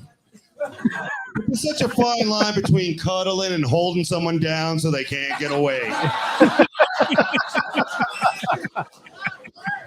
Is he the only person on here with like basically just a special? Well, yeah, I mean, he has Road Work and he has the Netflix thing that he put out a few years ago that I'm blanking on the name of. The one where he played the flute at the end, the recorder, rather. Yeah, I fucking hated that. You did? You hated the recorder part. Yes. I enjoyed it because it was just so ridiculous. It was ridiculous. But that was the hard part about. I didn't know where exactly to put Attell, and I almost put Regan ahead of him, but he just has such an impact on comedy and New York comedy, where like his influence is so incredible. Where he is the guy. He's become like Carlin and Pryor to other generations. Attell has become the guy where it's almost hack to answer like, who's your biggest influence? Dave Attell. Right. Like he is the name that universally comes back, which is why I had him so high on this list. And you're right, Skanks for the Memories is the main reason for that. I wish he put out more stuff because you always hear about how prolific he is, where he's always coming out with shit, but it seems like he is almost very like self-conscious about it, where like he'll text people and be like, hey, you probably have a joke about a midget fisting a prostitute while they're bowling. And everyone's like, no, I don't. That never crossed my mind. So this joke though, he's just like, I hate traveling. That's because growing up, my dad used to beat me with a globe. Incredible. That's like Hedbergy almost. It's the best. Such incredible jokes, but also such a unique style. And there are a lot of Dave Attell children. I think that's the big reason I have him here, is because you look at so many people in comedy now. Big J. Okerson, Sam Morrill. There's so many voices of like really talented comedians right now that are clearly influenced by Dave Attell. But you're right. The amount of work that he's put out did almost have him lower on the list. It just speaks to how good that one special is. It really was, yeah. It's my favorite, maybe ever. A lot of people would agree with you. It would definitely be. That's another list I'm thinking of doing: best specials and albums of the century. Oh, that'll be or maybe of all time. I don't know. That'll be hard. It will be. Well, the tough thing about that, I'm curious to hear people's thought. The tough thing about that list is I feel like I would almost have to limit it to one per person. Yeah, because people coming up. We'll have like 7. Yeah. Yeah. What? Top 5, shall we? We should get like a group together to hammer out the top 25 specials. You know, that's an interesting idea, Craig. I wish I could be part of something like that. Yep. Number 5. Let's hear it. And then these Italians are coming 10 years after that, and they came like everybody else, where they're like, hey, where you going tomorrow? America. Oh, really? What part? Oh, maybe you heard of it. It's called None of Your Fucking Business. What part? Mind your business. The Italians, they brought the volume, because the Irish and Jews were still like, in the house. Get in here. I'm going to fucking talk to you. Get in here. The Italian, no. I'd be out playing with my friend Anthony, little kids. His father leaning out the window. Anthony, get in, dinner. He's like, no, Dad. No. Shut the window. And we all knew what was going to happen, except Anthony. He'd just be like playing. What's on? His father's come out. You want to play? Let's play. Let's play for a while. Beat him down the block. But just beating him off he's knocking him. He's banging into every car on the block, And all the adults are watching. Nobody would do anything. There was no child abuse in those days. People would just be like, hey, watch my antenna, Colin Quinn, I think I'm going to get some pushback on this because if people knowing you and how you are with comedy didn't see this coming, it's on them. Listen, I don't think Colin Quinn has one singular album or special as good as Skanks for the Memories or I Walked on the Moon or Epitome of Hyperbole. So you could say, oh, Regan and Attell should be higher, and I get that. But if you look at what Colin Quinn did, and I'm now realizing maybe being underappreciated bumped you up a couple spots on this list for me. Because I think Colin Quinn just deserves so much more appreciation for what he's been able to do. I mean, he's extremely funny, obviously, first and foremost. That was godless. But that was godless. But not what he was able to do with those one-man shows where they were so unique and different and well done. That was the important thing, is a lot of people think it's enough to just be different and weird. Like, hey, I'm just doing a theme hour. That makes it inherently good, right? It actually has to be good to make it good. And Colin Quinn was very aware of that and would take on subjects that are seemingly impossible to write comedy about. The fucking Constitution, ancient Rome. Like, Colin Quinn made history lessons into comedy, a famous Joe DeRosa joke that I love so much. But what Colin did with that, and also the reason I have him higher than some of these other guys, is the fact that he was able to. Tough Crowd only lasted 2 years, and it influenced now, at least 2 generations of comedians. Still is. And impacted an entire, like that Comedy Cellar crew was completely impacted by Tough Crowd. And now you just look at everything that's come after that with podcasting and social commentary and all of that. That is all owed to the godfather of New York, Colin Quinn. And he's also amazing. Similar to the political stuff we've been talking about, Colin Quinn is able to tackle racial issues in a way that is so nonchalant and that you don't even realize it's happening. Right. Colin Quinn will talk about stereotypes that in other hands would be, hey, you can't say that. It would be offensive. But Colin Quinn is so well researched and well thought out. And by researched, I mean, I guess, experienced. Like, you can tell it's his lived experience growing up in New York. And he's able to talk about stereotypes between Italians and Puerto Ricans and black people and whatever. Like, he's just talking about his experiences in life. It doesn't feel forced. It doesn't feel, purposely shocking or anything. It just feels real. Like his book, the coloring book, is one of the few books I've ever listened to. And you won't hear me recommend a lot of books on this podcast, but The Coloring Book is definitely one of them. And what he's able to do with like race relations in that, and how he's able to simplify these complex issues that he talks about is really incredible. And that's why he's in my top 5. Number 4. You know what the maddest she ever got at me was? One time she was watching this show. It was like a poor excuse for The View. And they started talking about domestic violence, right? For the 9 millionth time this year, they're talking about domestic violence. Just in case, you didn't get the memo. Evidently, just some people didn't get it. It's not okay to slam your wife's head into the cupboard drawers because she didn't dry the can opener off properly, It's gonna fucking rust, right? How do you not know not to do that shit? Do they really have to keep talking about it? It's like wife beaters watching. Oh, fuck! Ah! Now I get it. Upset daisy, sweetheart. Here we go. There you go. Oh. You didn't think I was going to do it, did you? Bill Burr's still number 4 on the list. I don't care what he's been doing the last 5 years. If you put him at number 1, I wouldn't argue. that run of, and there's always one I forget, Craig. You're going to have to remind me. Mm-hmm. You people are all the same. Yep. Let It Go. Yep. I'm sorry you feel that way. Yep. And there's another one. Oh shit! I always do this. It's the blue one. Yes, exactly. Yeah, the blue background. Yeah. But yeah, those 4. See if you can find it. See if you can look that up. But those 4.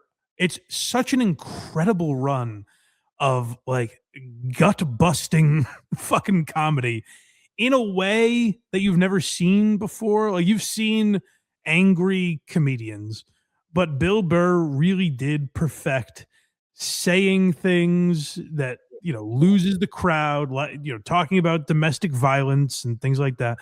And then kind of getting you on his side. Like he might be the best of a generation at that. He really was incredible. I looked at it and I did not allow, on the Blind Mike Project, we talked about a lot of the phoniness he kind of exposed himself for, the Riyadh stuff. I didn't allow that to factor in here because those specials are so funny. My favorite of the bunch, and I think some people disagree with me, but my favorite is I'm Sorry You Feel That Way, the black and white Netflix special. It's a great special. Mine's Let It Go, but the special we were missing is Why Do I Do This? Why do I do this? Yes, of course. Duh. Yeah. Because you people are all the same. It sounds so similar for some reason. Yes. But I'm Sorry You Feel That Way. And we quote, this might, at the Why Are You Laughing Awards, this might win for most quoted bit. The helicopter bit. Yes. Where he is reenacting, and he does it twice. Once on mic and once off mic. Both perfectly. Put your seatbelt back on, please. Put your seatbelt back on. It's such a perfect act out. I think it's the best in comedy history. It has to be because you can almost, like we were talking about Mulaney, you can like see it. Yes, and those specials are wall to wall hilarious. Like they're so quotable. And the reason I forget which one is which is because they came out in such rapid succession, which is difficult. And Every they're 2 years, 4 in a row. They're wall to wall funny. They're not like, you can skip the middle 20 minutes or whatever, Seriously, there is no fat in any of those 4. No. Say what we say when we say it. Say it again and you can go home to your toys. I loved Let It Go so much. It was just, when he's talking about his inner thoughts and like mashing his girlfriend's face into a pumpkin. It's just so funny. Yeah, his ability to make anger, kind of like Norton, where with what I said about Norton's self-deprecation, where if done wrong, you could be like, "Oh, geez, come on, bud, don't beat yourself up like that." It would seem almost like pathetic. Mm-hmm. But Norton's so perfect at it. Same with Burr, where if done wrong, which we could maybe he's getting to that point. Yep. But like if done wrong, you could be like, "All right, relax, man." And I do think that's the problem with some of his newer specials. The anger doesn't feel as authentic. The anger felt so authentic, but you could also feel why he was annoyed at these things. Mm-hmm. Lean on the keyboard, sweetheart. But then even the bit about getting the dog and And we've talked about when he's like showing the dog the electric bill. Like, Just show my name. It's just so funny. That's those 4 specials. He can do whatever he wants the rest of his life. That it will never knock him off this list entirely for me. So, number 3. Let's hear it.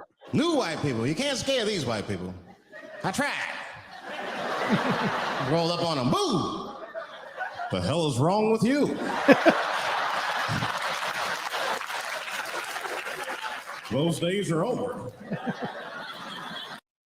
Dave Chappelle. And not dissimilar from Dave Attell, I do think Killing Him Softly is doing a lot of the heavy lifting on this one. Yeah. That is the peak. It's one of the best specials to come out this century, right at the turn of the century.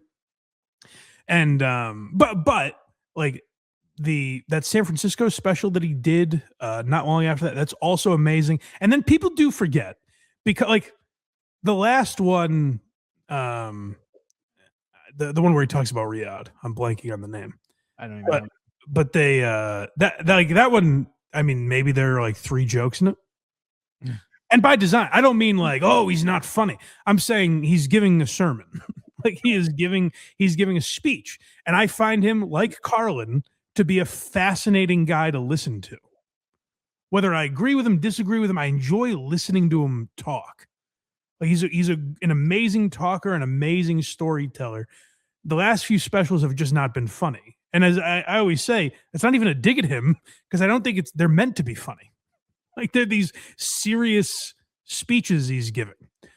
But when he came back on Netflix, those first couple specials were hilarious. Yes, they were. Like with the OJ stories that he told, the story about taking his kid to go see Kevin Hart. Like that was vintage Chappelle still in there. So those first few Netflix specials were also very funny. And kind of the rapid succession he put those out in was very impressive, where he took this long break and disappeared for a while, and then was able to come back. And also, Chappelle's show influenced. After Chappelle's show, Comedy Central said, okay, well, that's the sketch show we make now. You come up, you do stand-up, you present the bits, Yeah. Like that is the format for our sketch shows now. So Dave was incredibly influential in that way. I wish he was still trying to be funny more than making us think. But like I said, he's not untalented at that. It's just not what I desire from him, Yeah. And putting the C on your chest and calling yourself the GOAT, it's all a little exhausting. Number 2. This might surprise you guys. I'll be curious to see what people think of this. This might be the last surprise on the list where I have this person based on my history. Let's hear number 2. There's only one country, really, that scares me in the whole country, or in the whole, what do you call it? It's bigger than a country, but less than a galaxy. Earth. The entire Earth, there's only one country that frightens me, and it's the country of Germany. I don't know if you guys are students of history or not, but for those of you who aren't, Germany, in the previous century, in the early part, they decided to go to war. And who did they choose to go to war with? The world.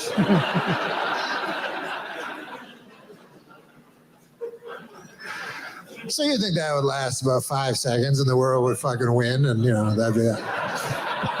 But it was actually close. And then I don't know how that would work, but Norm MacDonald, number 2. I'm assuming everyone thought I would have a number 1, probably. But there's a good reason for it. We'll talk about that when I get to number 1. But Hitler's Dog and me doing stand-up are 2 of the best specials of the century, easily. Oh, hands down. If Skanks for the Memories isn't my favorite special, it's because me doing stand-up is. Yeah, they're just incredible stand-ups. And Norm is another voice like Patrice. So completely unique. There's not another. You can find people like Mark Normand is influenced by Norm MacDonald, but that's more or less because of his voice, Right. Like literally the sound his voice makes, people make that association. There's not another guy capable of doing Norm. There's no one else out there, because it is so unique. And his ability to use language. I talked about Gary Gulman earlier. Maybe the only guy better than him at that is Norm Macdonald, where the vocabulary that he uses and his ability to weave in like old timey language. It's what made those Conan appearances so great. Right. Like the moth bit or any of that, where it's like he's using this dialect that you never hear, and you're like, what is this? It's such a unique, weird thing that he's incredible at. I mean, Norm Macdonald Live, I think, is the best talk show ever, but also like I think what he represented in comedy is incredibly important. And I just think, I don't know if there's ever been anyone funnier than Norm. Like, obviously, number one rivals him, but if you said, is this next guy funnier than Norm, I would probably say no. I have my reasons for making him number one, but Norm Macdonald might be the funniest human being alive. What lowered him on my list was just only having 2 specials. He's not alive. Sorry to break it to you. He's not going to make another one, you don't think? No, I don't think. You say I believe. Oh, I said alive? Yes. I'm sorry. Wishful thinking. I know it hurts every time you think of it. But it really does. That's another thing, too, where when he died, you're like, fuck, I wish we could find out what he's saying about everything going on right now, I just want another special about absolutely nothing and fucking Janice. Yes, a cheese sandwich. But let's see if you guys agree with me. Only this man in this century could be better than Norm Macdonald. Remember January? It was really bad. It was 3,000 people every day were dying of COVID. So people started saying this is 9/11 every day. There's literally 9/11 every day. When did we start measuring deaths in 9/11s?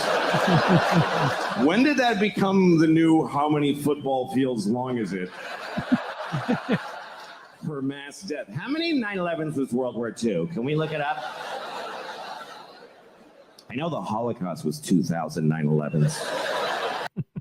Louis C.K., the king of the 21st century in stand-up comedy, in my opinion. And I think the clear reason I had to put him over Norm was just the body of work. The output is crazy. Just the incredible amount of great specials that he has. And I look at the run he's had, because we've reviewed a couple of these. Shameless, Chewed Up, and Hilarious, that like put him on the map. Mm-hmm. That run, and then and he had a bunch of specials after that also, of varying success, all funny, but like varying levels of funny. Right. But then, like when he got canceled in 2017, another funny special of his, by the way. But when he got canceled in 2017, and then took 3-4 years off, and then came back with 3 more specials that I would say rival Hilarious, Chewed Up, and Shameless. I would say they're probably a step behind. They're that's an argument, though. Yeah. No, they're very, very fucking good. They're in that league, I think.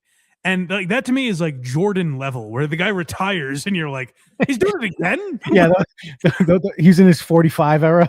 Yeah, you're like, what the fuck? He came back and is still the best? I don't understand.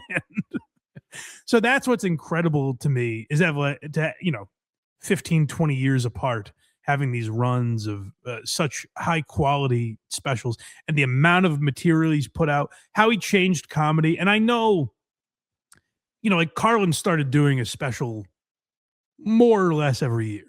But like I said, Carlin was a lot of what Chappelle became, where it's like, here's what's wrong. Let me just tell you what's wrong about society and not pepper in a ton of jokes. Louis has always been funny. Like on stage, there has not been a moment, and even like some of the, Horace and Pete and Louis, like his TV shows, were not always meant to be funny. Like they would take weird twists and turns. But like on stage, there's not a moment where he's not trying to be funny.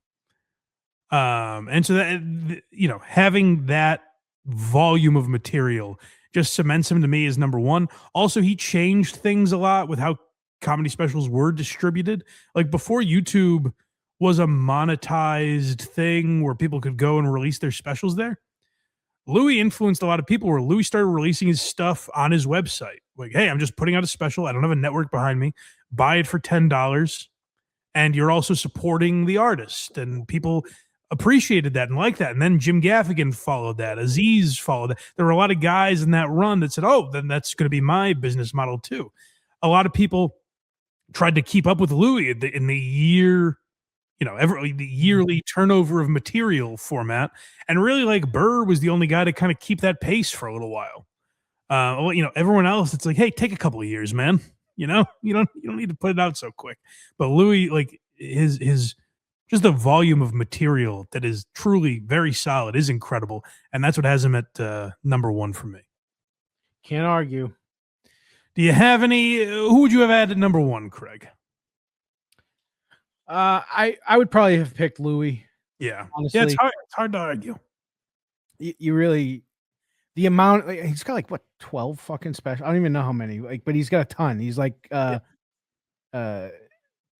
they're all good. I think he started a kind of a genre of comedy where he ushered in an era of parents that were like, yeah, fuck my kids, Exactly. Oh, I hate being a dad or whatever. Like he started this kind of new trend where it was okay to talk about parenting in a certain light that before really wasn't. So yeah, to me, Louis is number one for a multitude of reasons, but I'll be curious to hear what you guys think. I'm going to go deliver all the plaques.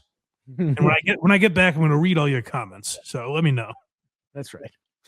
I will be curious to hear what people think. Who did I miss entirely that we didn't even mention that you would have on the list? I'll be curious to hear that as well. I'm sure there's plenty. So let me know in the comments. And like I said, listen to my reasoning. Don't freak out. Listen to my reasoning before you have a panic attack over why I had someone in a place you don't agree with. But blindmike.net is the easiest place to find all those links. If you're watching on YouTube or Spotify, video now available on Spotify as well. Mm-hmm. Audio wherever else you get podcasts. But if you're watching on YouTube or Spotify, like, comment, subscribe. It helps more people find the show. We appreciate you guys doing that. Spread the word. Tell a friend. And at blindmike.net, you can also find the links for the Blind Mike Project live every Sunday at 10 a.m. You become a member on Patreon or YouTube. You get early access and bonus content there. So consider becoming a member. We appreciate you guys doing that. And go check out Very Good Chow. That's right. If you're a fan of cooking. If you're a fan of cooking with a little spice. If you're looking to get, a date into your bed. If you want to cook, but it might get a little messy in the kitchen, go to verygoodshow.org and check out what's on the Oconee oven right now. It'll be French onion soup. That's exciting. Again, it's the first episode with the new intro. Go listen to it and tell me how much you love it, because I know you're gonna. Shout out to Hack Ride Studios. That's right. That is right. Yeah. Support all the boys. We appreciate you guys. And I don't know. We might have a list soon or a bonus episode or something. We'll see. We don't know what the next Why Are You Laughing is. But we appreciate you guys supporting the show. And we'll talk to you next time on Why Are You Laughing? Zip it up and zip it out.